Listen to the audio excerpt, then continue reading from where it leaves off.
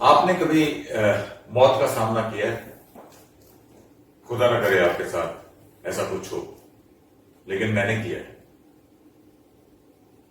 कभी कभी इंसान कहीं कोई मुश्किलात आ जाए, कहीं इस तरीके का कोई हादसा हो जाए, एक्सीडेंट हो जाए या बहुत बीमार हो जाए, बेड रिडन हो जाए, तो उसे ये लगने लगता है कि नहीं, अब जिंदगी खत्म।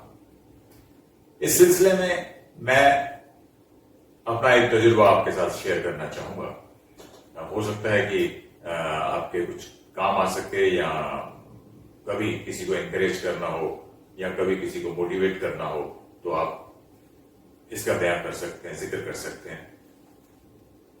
कोविड के दिनों में मुझे भी कोविड हो गया, भयंकर कोविड हो गया, और तकरीबन 17 दिन मैं आईसीयू में रहा।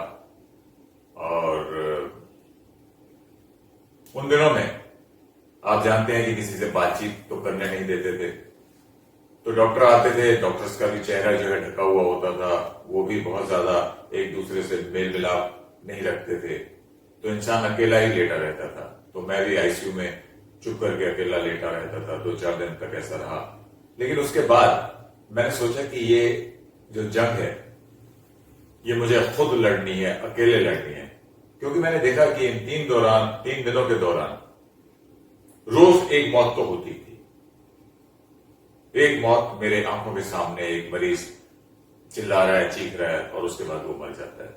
बस उसे प्लास्टिक के बैग में चैन लगाई और नमस्ते।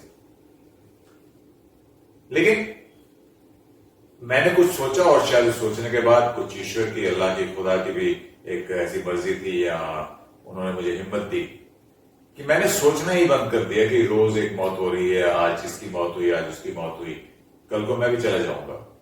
तो मैं ये सोचता ही नहीं था।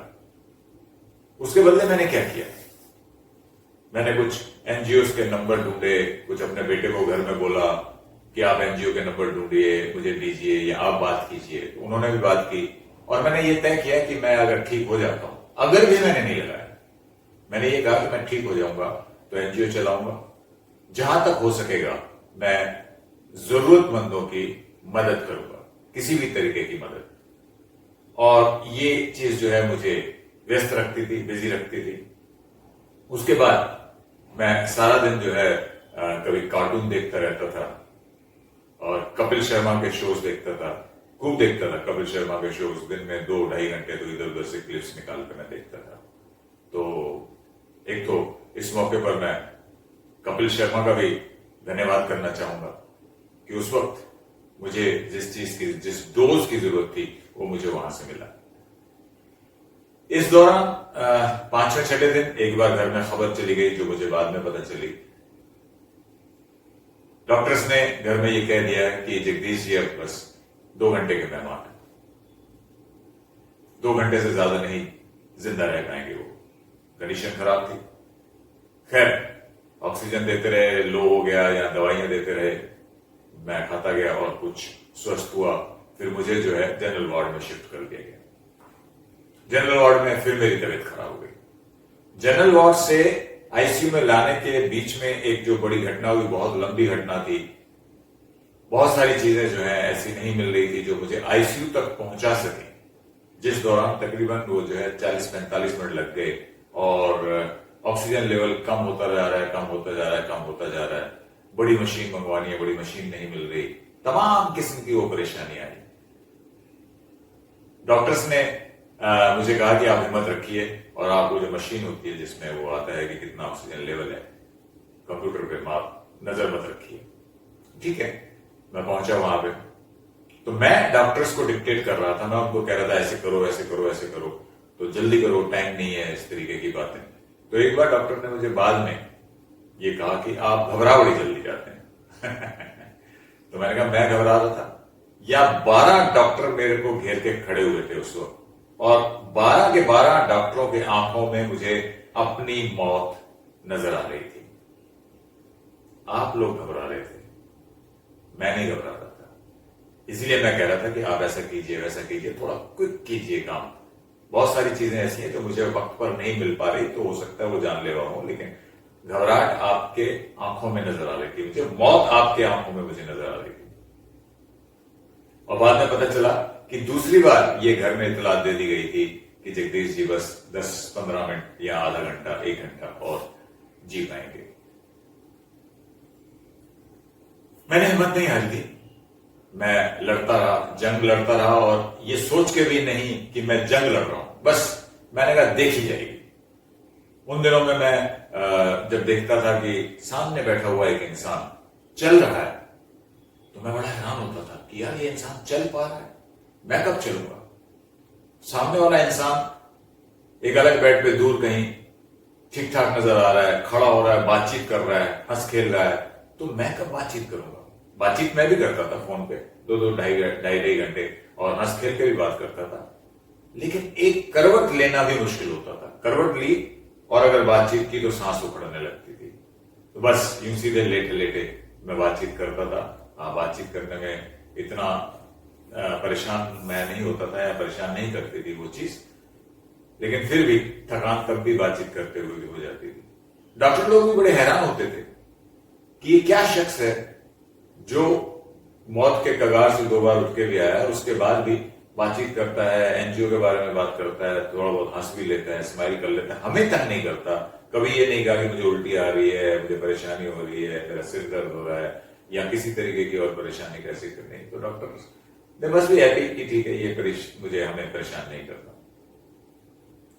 तो चलिए, यूं जिंदगी कट रही थी। तकरीबन 17 दिन रहने के बाद जब मैं स्वस्थ हुआ और जब ये कहा गया कि अब आप जल्दी ही घर लौटेंगे, तो तब पहली बार मेरी आंख आई। मैंने फोन किया, सबसे पहले अपनी बहन को फोन किया क्योंकि वो नजदीक रहती थी, खाना वाना उसी के घर से आता था। तो मैंने फोन किया और मैंने कहा कि अब मुझे छुट्टी मिलने वाली है। She was happy. घर में खबर मिली कि हाँ जल्दी छुट्टी मिलने वाली है, तो मैं स्वस्थ, फिर बाद में स्वस्थ तो नहीं कहना चाहिए, लेकिन हाँ कोविड से मैं निकल चुका था, उसके दायरे से निकल चुका था। तो घर पहुंचा, उसके बाद डॉक्टर ने एडवाइस किया कि 2-3 महीने आप जो है बिल्कुल कोई काम नहीं करेंगे, अपना रेस्ट करेंगे, कंप्लीटली दवाइयां लेते रहेंगे। लेकिन हाँ, जब मैं जा रहा था, या मतलब मुझे जब रिलीव किया जा रहा था, तो 5-7 डॉक्टर आए, उन्होंने मेरा इंटरव्यू किया बकायदा, और उन्होंने ये कहा कि जगदीश, आपके अंदर कोई विल पावर है या ईश्वर की कोई देन है, कोई शक्ति है जिसकी वजह से आप जिंदा हैं, वरना हम भी उम्मीद हार चुके थे। तो आपने क्या है, जो जज्बा है, आप हमारे इंस्टीट्यूट में आइएगा, आप हमारे मरीजों से बातचीत कीजिएगा, अभी आप ठीक हो जाइए, थोड़ा रेस्ट कर लीजिए और उन्हें मोटिवेट कीजिएगा, और थोड़ा सा हौसला बढ़ेगा तो कुछ मरीज जो है बिल्कुल डिप्रेशन में ही मर जाते हैं, चले जाते हैं। तो आप जरूर। फिर 1-2 बार मुझे मौका मिला, फिर मैं गया भी हॉस्पिटल में, जितना मैं कुछ कर सकता था मैंने किया। तो अब जो है मैं बिल्कुल स्वस्थ हूं, और मैं आप सभी से ये कहना चाहता हूं। हाँ, उसके बाद मेरे को ये भी पता चला कि जब मैं हॉस्पिटल में था तो मेरे घर वाले जो हैं उन सबको कोविड हो चुका था। हालांकि थोड़ा थोड़ा हुआ था, इतना सीवियर नहीं हुआ था, लेकिन जिक्र किसी ने नहीं किया था मुझसे उन दिनों, 17 दिनों के दौरान। ठीक है, उन्होंने शायद ऐसा सोचा होगा कि पहले ही इंसान जो है वो डेथ बेड पे है, उसको फिर और क्या परेशान करना। तो खैर स्वस्थ होकर आ गया। तो मेरी आप सभी को एक सलाह है कि कभी भी कोई खुदा ना करे कि आपके साथ कोई ऐसा बुरा वक्त आए, अपनी हिम्मत को बनाए रखिए, पॉजिटिविटी को बनाए रखिए, मस्त रहने की कोशिश कीजिए। तो हो सकता है कि आप जो है मैं ये नहीं कह रहा कि कोई मौत के कगार पर ही खड़ा हो। जिंदगी में ऐसी बहुत सारी परेशानियां आती हैं जो एक पॉजिटिव थिंकिंग से दूर की जा सकती हैं, जैसे मैं कर पाया। मुझे उम्मीद है आप भी जरूर कर पाएंगे। बस हौसला बनाए रखिए, खुश रहिए।